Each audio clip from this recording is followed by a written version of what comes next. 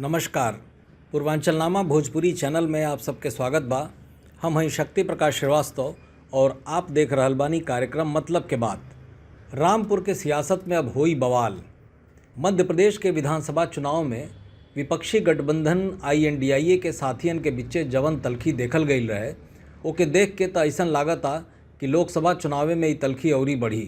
काहे से कि वहाँ टिकट बंटवारा के लेके गठबंधन के मुख्य सहयोगी कांग्रेस और समाजवादी पार्टी के बीचे जौन कुछ भइल रहे वो गठबंधन के सेहत खातिर नीक नाई कहल जाई।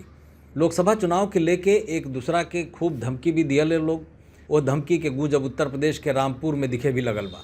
काहे से कि रामपुर के सियासत में पिछले 10 साल से गायब रहली पूर्व सांसद नूर बानो फेरू रामपुर से चुनाव लड़े खातिर ताल ठोक देहले बाड़ी, जबकि यहाँ के सीट समाजवादी पार्टी के प्रभाव वाली मानल जाले। ये हमारे ऐसा लागत कि यह घोषणा से गठबंधन के दूसरका सहयोगी सपा के साथे कांग्रेस के संबंध और गड़बड़ा सकेला।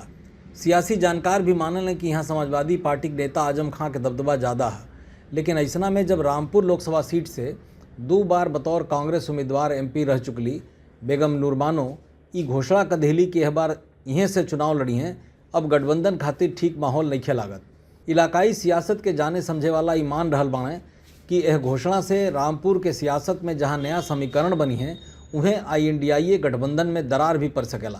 हालांकि अभिन्न INDIA गठबंधन में सीटन के लेके घटन दलन में कोनो बंटवारा नहीं खे भइल, लेकिन इतना जरूर लागता कि ऐसन का घोषणा कैले से पहले गठबंधन के फोरम पर आपस में बातचीत होकल चाहत रहे। 2019 के लोकसभा चुनाव में जब सपा बसपा के बीच गठबंधन रहल तब वो इस सीट सपा के खाते में रहल रहे और आजम खां यहाँ से बतौर सपा उम्मीदवार न खाली चुनाव लड़ल रहने बल्कि जीतल भी रहने, जबकि कांग्रेस यहाँ 1999 के बाद से कब्बो जीत के वजह नहीं पौलस। ऐसा स्थिति में नूर बानो के यह घोषणा से सियासी गलियारा में हलचल मच गई बा। रामपुर लोकसभा सीट के इतिहास भूगोल जानल जा तो यहाँ नूर बानो के पति नवाब जुल्फ़िकार अली खां बतौर कांग्रेस उम्मीदवार 5 बार सांसद रहल माने।